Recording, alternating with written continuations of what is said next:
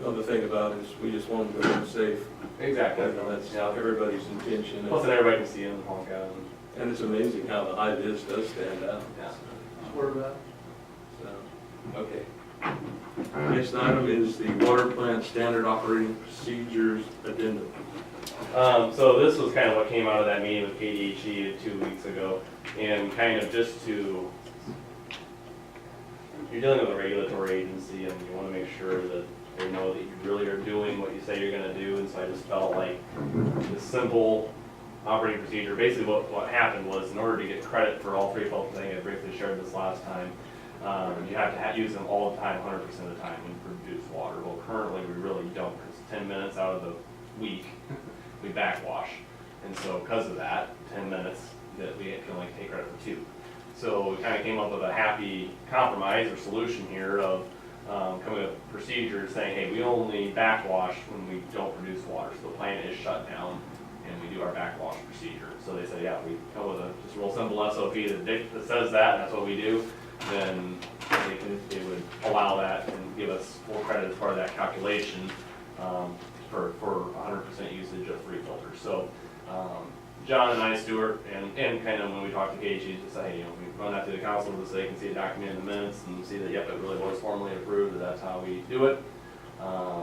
Then I'll just help take care of that little issue. So not a big deal for the water guys from what I understand and from the plant operation, but so it just changes things a little bit. Yes, that was gonna be, my question was, does that mean we're gonna be approving all SOPs for every department now? Probably not. This is more just to make a bigger splash, and I debated whether to not, but they just, in the vibe I got with dealing with them, it just is kind of like, did you really do it or not, or what do you do? I just want to be like, hey, we're super transparent with it. So, yeah, I'm not gonna, but we'll bring the lunch break SOP next week. So. I've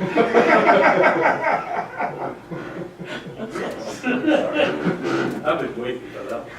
What's his contract again? Yeah, I know. It's coming up really. Yeah. Good ride. I'll make a motion that we approve the water plant standard operating procedure addendum for water plant backwash. Councilman Trills made the motion that we approve the water plant standard operating procedure addendum. Have a second? Second by Councilman Gingler. Any further discussion? Those in favor signify by saying aye. Aye. Opposed? Motion carries. Next item is adjournment. So second. Moved by Councilman Miller, that we adjourn, second by Councilman Miller. Any discussion? No discussion? Those in favor signify by saying aye. Aye. Opposed, same. We're in adjourned. We'll go into the work session. Katie, you have anything this time? No, sir. Thank you. Mr. Raby? Okay. We're going to discuss the draft budget. So again, we're kind of in that, the next 3 meetings stretch to get our fiscal year 2018 budget adopted. So this is kind of giving you guys a chance to kind of see just the kind of the general framework or kind of the parameters that we want to set for it. I'll kind of go through those. It's not set in stone by any means, but kind of some we've kind of developed it, especially the line item, but also just the general dollar amounts based on kind of the feedback I've gotten from you guys and the community and stuff over the last year. So kind of give you what we've come up with, and then kind of go through some of the pros or cons of that. And then also, I have the detail and we can go through that, but I also just, for sake of time and efficiency too, is I'll hit the highlights of what I've seen in there and kind of answer any questions that you guys might have internally, but also just kind of wanted to use this next 2 weeks too, of if you really want to go through it line by line, or, we'll get the department head in there and ask some tough questions. We still have time to do that stuff before we bring it back here in August to get it a little bit more formalized and set the public hearing. So just kind of wanted to do that. Obviously, it's a lot of budget, but also the department heads have looked at it. They kind of put their 2 cents in there, and really from a this is really setting up the operational side of things. The non-budgeted CIP, that kind of stuff. Those are kind of as we go throughout the course of the year, and those are non-budgeted, so we can bite those off as we continue to get our CIP figured out and fleshed out and tackle additional projects. So kind of crack into it here really quick. What I did, get to this page. This is probably one of the easier pages to look at for it. Kind of a goal that I had, you know, again, let's set the table here. Our biggest battle, and again, we talked about already 2 meetings, including tonight, is our employee benefit fund. Obviously, the healthcare costs, we've tried to keep those under control, but we've had a couple tough years, and so that's really escalated. Obviously, all employers, private and public, are dealing with that issue. We have, you know, as we just did tonight, had to transfer a little bit more of that burden on to employees, and so that's reflected in these numbers here. That helps us a little bit, but obviously that still brings a cost based on the numbers that we looked at tonight, you know, to the city on just the health and dental benefit of about $800,000. So, you know, we passed $917,000, so we transferred a little bit more of that on the employee, but it's still a significant chunk that the taxpayers have to fund with that. So to that end, our mill increased a little bit. You know, our valuations did increase.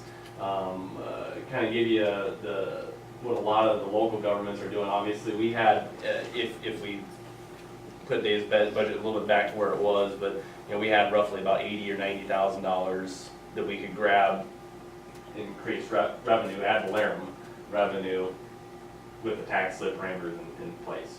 And so what you're seeing from a lot of the local government agencies is that they are, probably statewide, frankly, is they're grabbing that. Okay, so it's kind of, you know, shows the difficulty of a tax lid. You know, does it really incentivize people to keep the revenue down, or only levy what you need, or do you say, hey, we better chase that because next year we don't know what next year brings. We don't know if we'll have that same increase or not, and so we don't want to put ourselves behind the ball. Okay. You know, Mandy and I ain't talking, especially, you know, my thought process was, you know, we'd really like to, you know, keep that mill levy flat. We did 58.410 last year. That's kind of what I set the target at this year, is 58.410. It gives us a little bit of increased revenue just from the default of having a little bit higher valuations. You know, it's small enough that if it's council's goal to say, hey, let's really find a way to, you know, even keep the revenue just from that small portion. Again, you got to remember the ad valorem is a pretty small portion of our budget. I think it goes back to the education, you know, component for citizens. You know, we're a little over a quarter of your property tax bill that you pay. It goes to the city of Beloit. You know, so how much do you see us around, and how much do we offer for that quarter?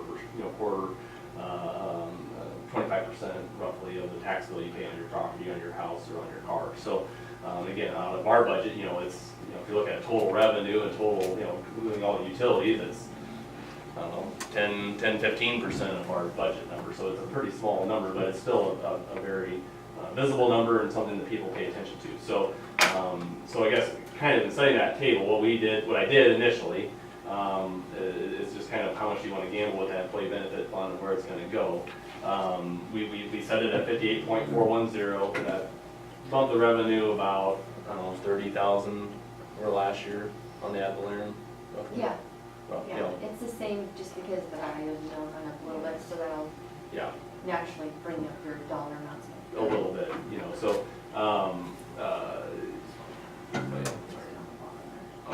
you're right. Yeah, so 1.564, I think when we did the state budget last year, it was like 1.521 or 5.24, so, you know, virtually it's kept it the same.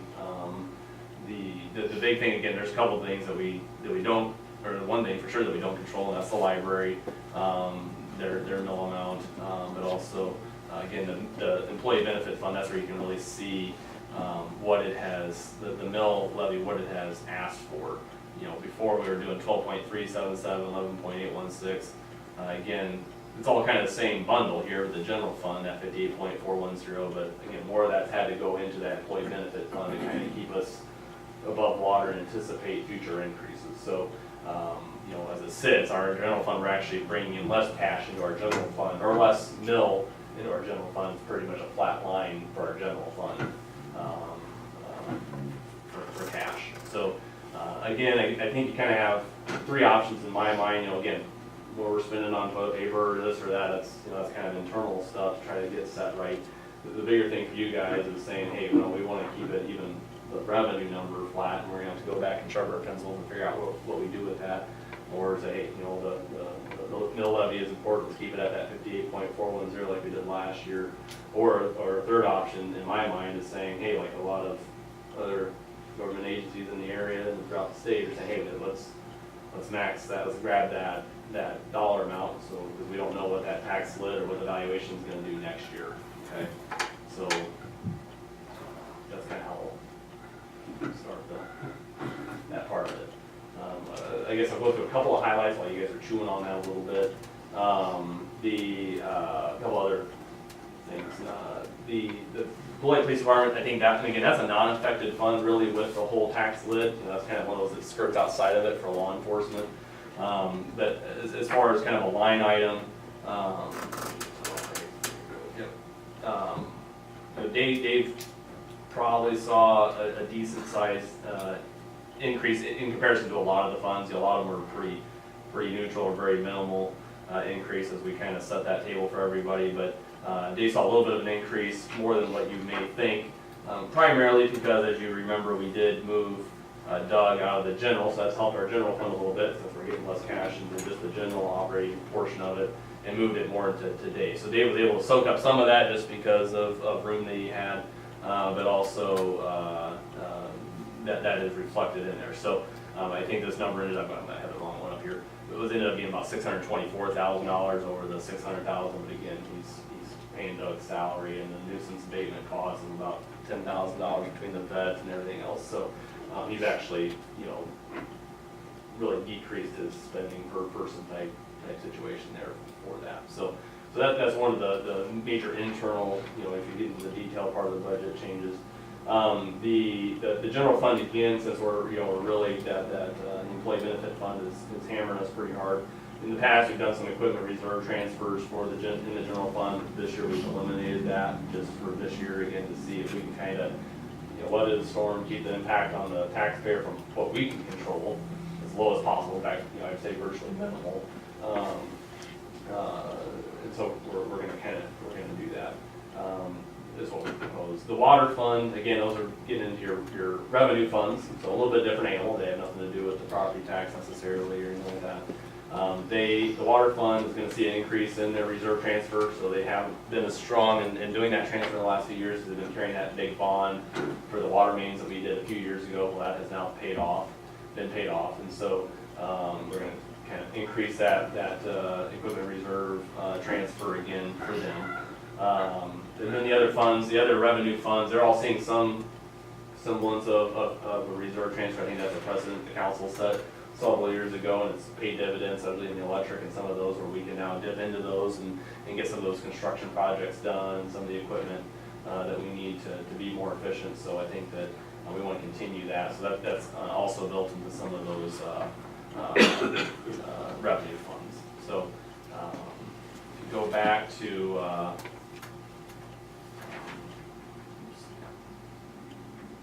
kind of looking at, we'll kind of go down a little bit further from this general page here. This is kind of that front page. You can kind of see the main numbers. Again, you see our general fund authority, budget authority for expenditures, a little bit less than last time. The employee benefit fund, again, that's where we soaked up some of that difference. Okay, we've gone over that. You go down a little bit further. That's a lot further. Yeah, all buttons. You kind of see the special highway, and again, some of those are just formulas of state dollars that we get from the state. Special parks, economic development. What's caused the increase? That was a question I had, going from 10,000 to 99,000 on the special That parks. there is nothing more than those The cash board carryover. funds in particular and stuff, they don't levy any money, they're not exactly revenue, but they'll get, like the special highway and the special parks, they'll get like, the Social gas parking, tax and yeah. alcohol tax, and all it is their cash carryover. No. Because, because you wanna go with zero, you wanna have your balanced budget, so anytime that you set your new one, your spending authority for that can make that zero balance. And so basically, each year and stuff, I go, well, I know that they're not gonna spend $90,000 in 2017, so I'm knocking out at 10. Then that'll increase next year, is what that It just was a jump, and that's Yeah, yeah, significant. it looks weird. Because they get about 10, 11,000 a year in the special Yeah. parks. From the different funds, which is Then water, you get down here, these are our revenue funds. And again, that's all based on how much water we've been selling. We do kind of fluff them up because you beat you having to do a budget amendment, those types of things, so they might not be super real dollars, but the revenue and expenses kind of track each other on the variable side. So you got your water, your wastewater. Electric, we've kind of towed that down a little bit. Again, that just tries to say, hey, what's prices doing? Well, they've been kind of trending up. We've also had some customers that are down in production, so we kind of lowered it, kind of beat, hey, we're overestimated the revenue last year, so let's kind of bring that down and keep that in there. The refuse, again, that's kind of an in and out number. We get a little bit of that for 10% of that for administrative, things. Can't think of words from that. So you kind of see that. You kind of get down here to our totals. The 14.2, and again, a lot of this is smoke and mirrors, because again,